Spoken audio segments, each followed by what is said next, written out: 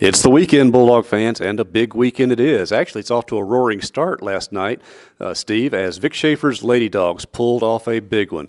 I worried more about that game than any other game this regular season, and it sure went down to the wire. But congratulations to the number 2 ranked Lady Bulldogs, who now not only are ranked second in the nation, they are 2 games up on the rest of the SEC after Georgia's loss at LSU. And it's one of those things, too, David, you mentioned being worried about the Missouri game. The last time the Lady Bulldogs went to Missouri, the Lady Tigers ended the Bulldogs' winning streak. Mm-hmm. So that has not always been, shall we say, a hospitable grounds for Vic Schaefer and his team.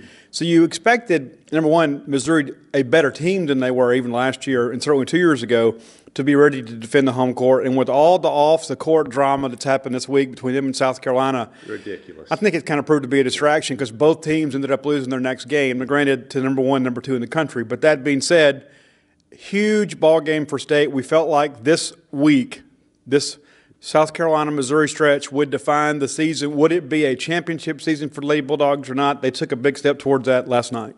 We could also say that, let's give credit to Missouri. The Lady Tigers, their defense hits harder than maybe some coordinators' defenses we've seen around here. I'm sorry, I'm going down a rabbit trail there. Yeah, y'all know what I'm talking about. Anyway, but a great win for them. And now, Monday, big Monday, South Carolina comes to town. The team that Mississippi State, along with Kentucky, has tried so hard now. Vic Schaefer has never beaten either South Carolina or Kentucky. This is the year to do it. And really, if the Bulldogs win Monday night, it's not mathematical, but emotionally you think they've just about clinched the first ever SEC championship in women's basketball history at Mississippi State. And we already know it's going to be a record night, David. We already know that going in. Every ticket sold. We've got Mississippi State football players looking for tickets. We've got fans reaching out to us, members of the media, saying, do you know of any tickets? It's a great thing. It's a great accomplishment for the program. And this senior class to win in this class in school history with several games left to play, they could really set some benchmarks. It could likely never be broken again. But that said, David, Monday night should be a magical night. Now, South Carolina has beat Mississippi State 11 consecutive times, and so they're going to come in here with some confidence. They're going to come in here angry after getting absolutely embarrassed in their home court by Connecticut. So we expect a raucous atmosphere, but we expect Bulldog fans to behave responsibly. And, of course, Coach Ben Howland's Bulldogs, on a 2-game winning streak, are hosting Georgia at 5 o'clock in Humphrey Coliseum.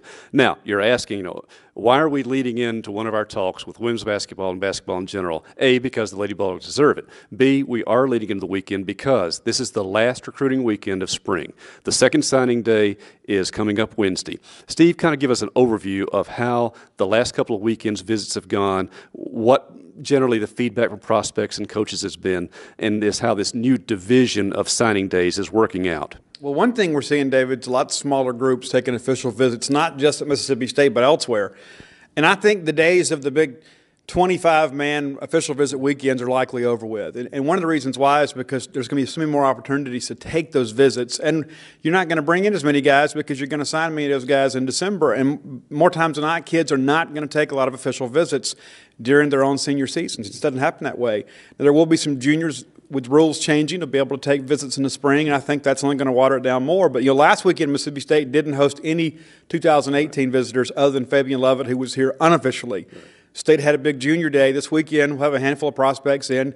Cameron Jones from Starkville High School, Cameron Young from Franklin County, and he's a name that's kind of a sleeper out there, but he's one of those guys I think that kind of benefits from the early signing period because guys like him that are so athletic and really kind of freaks of nature, he's a guy that put up 30 points in a basketball game last year in a playoff game. So he's one of those guys because of the fact that the talent pool has been drained a little bit.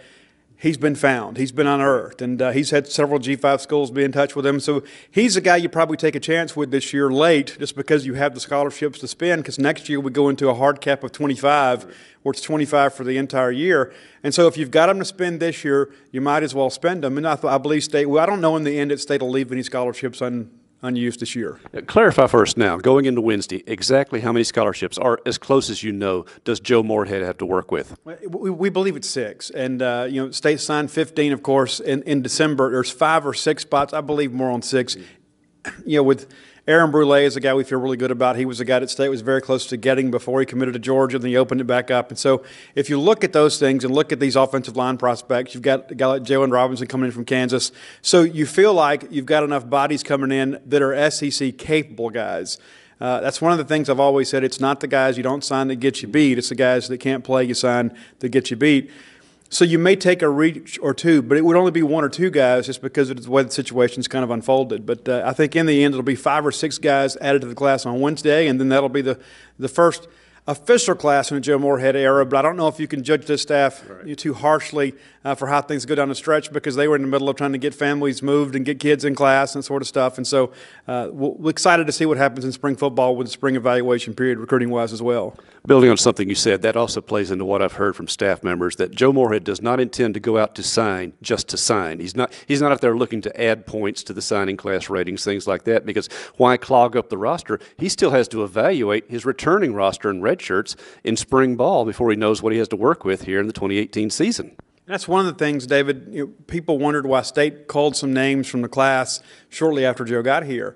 And one of the main reasons was because Joe Moorhead didn't want to come in and start running players off that he hadn't evaluated. I mean, he's not going to base his personnel decisions on another coach's evaluations. And so you had to cut back a little bit. It was going to be a huge class, but they cut back, and they're going to give all the returning players an opportunity to go through the spring and get a clean slate and work with new coaches. And the thing that we've learned, David, is a new broom always sweeps clean. You may have a coach that may find the current. So you have a player that probably is buried on the depth chart, and he is now born again Bulldog. And so that's really where you saw some changes made there. But I think in the end, that's going to prove to be a good thing for team morale, because of the fact that everybody had an opportunity to come in and prove what they could do, rather than a coach show up and run the existing guys off to bring in some unproven high school player.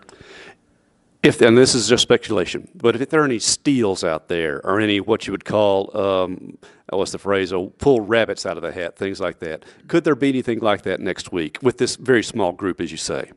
Well, I think Cameron Young for Franklin County is one of those guys that's kind of flown under the radar. He's a guy that's been in some camps that I've covered, and got some guys that help with the Brookhaven Combine that have kind of been pushing him, for a few months, and really looked like that some former Bulldog coaches that left here and went elsewhere, like to South Alabama and UL Lafayette, were kind of hoping to kind of keep him hidden and get him on their rosters on signing day. But yeah, he's one of those guys that went to some Nike camps and was really kind of a freak of an athlete, and put up some huge numbers. It hasn't always translated onto the field just yet, because he is really more of an athlete playing football. Very, very raw in his development, but you get him in a college weight room, and you've got time, especially on those Bulldog defensive line. You don't need any guys coming in this year expected to play a lot of snaps, and so you could bring him in, a redshirt him, kind of teach him the game as you know it, and then ultimately I think he could be one of those guys that you look back and say, man, we knew something a lot of other people didn't know. Are there any guys you're watching in particular that you're worried about at this point that could go either way, or maybe the trends aren't positive? Well, Fabian Lovett's the guy that this is because of. He is a defensive tackle, which is a premium position, and he's a guy that was committed to Mississippi State. And like for a while, he may be going to Ole Miss, and it's kind of been back and forth. And kind of ironically, he was bowling last night with the Mississippi State coaching staff. Now, you can kind of draw a double entendre there that he wasn't bowling with the Ole Miss coaching staff. I wondered if you would go there. Yeah, and it probably wouldn't be bowling. Well, okay, we don't need to go into that at this point. For the foreseeable future. But that said, I thought that was rather ironic. But that said, I really feel like the State's got a good chance with him. But he's one. The best recruiting for him may not be over until the final 72 hours. And so of the in-state prospects, he is the biggest name remaining on the board. And State's back in the game with his teammate, Jalen Reed, who's a guy that I really like a lot. He's very, very intelligent, be a great ambassador for any program he goes with. And I think right now he's probably headed to Memphis. But with State kind of getting back involved with him, things could change. And I think that could be a big development down the stretch for the Bulldogs. So this weekend wraps up recruiting visits, as Steve's broken it down. Not huge classes in there, and that probably is the best thing, because it allows much more personal concentration by the new staff and players getting to know them, because there's a lot of introductions being taken place now in just the last month or so.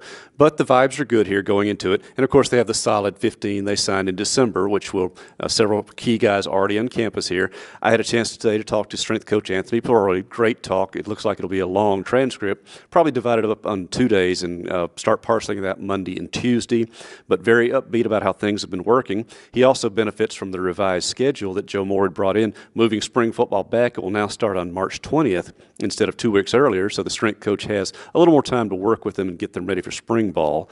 So we'll be running that Q&A next week. I know, Steve, you and Paul will be covering what you get from the visitors as they go in, and then leading up to next Wednesday's signing day.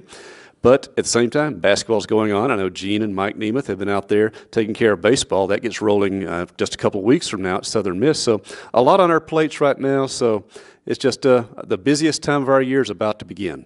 And David, sometimes it's the funnest time of the year because, by and large, we are a baseball school. When you get through signing day and kind of get into spring football, that kind of whets the appetite for the fall. But, with baseball getting started up, and Andy Cannizaro comes in last year, not under the best of circumstances, but inherited a pretty good roster and then takes them to a super regional, and arguably should have won a super regional in Baton Rouge in a rebuilding year. I'm eager to see what he can do this year with a full complement of rosters, especially pitchers. So a lot going on, and let's circle back around to the Lady Bulldogs, which we began talking with Monday night. If you ever imagined that Mississippi State women's basketball tickets would be sold on the secondary market right now, I think the price last night was up to about $150 for a ticket for Monday evening's game. That tells you exactly how far that program's come. Of course, like I said, hosting Georgia for Ben Howland's team with the 2 wins now, they're in much stronger position for a postseason tournament bid, probably the NIT, but you never know with RPI sneaking up into the 50s and 60s at this point. Anyway, Bulldog basketball is back on the right track in both directions. Football will be wrapping up signings, and we'll be getting ready for spring ball another month after that. Andy Cannizaro's baseball team getting going. Just a lot happening here in Bulldog country. Steve, Paul, Robbie, Gene, Mike, and myself will be here to recount it all as best we can, covering a lot of bases, courts, fields, fill in the blanks there. I should mention Van Studeman's softball team is practicing as well as they get ready for another year in this murderous SEC schedule. So all sorts of things happening, a lot to talk about, but it looks like good times as spring comes up. And if that old groundhog fellow will just stay hidden for a little while longer and let things warm up, we'll be ready for a nice, interesting spring here, Steve. No doubt about it, and I think this is one of those things, too, where the Bulldog fans can really get excited about every team on the fields of play right now because everybody has an opportunity to play into the postseason. And, of course, next Wednesday we'll be covering the results of signing day and evaluating the entire signing class, December included, talking to Joe Moorhead. After that, we get a chance to start talking to the new position assistants who are all on the road right now, have been unavailable for interviews, but that gets starting as well. So don't worry, we'll take care of your football fix in the coming weeks. So for Steve Robertson, this is David Murray from the Mississippi State campus. It's a weekend. It's a big one.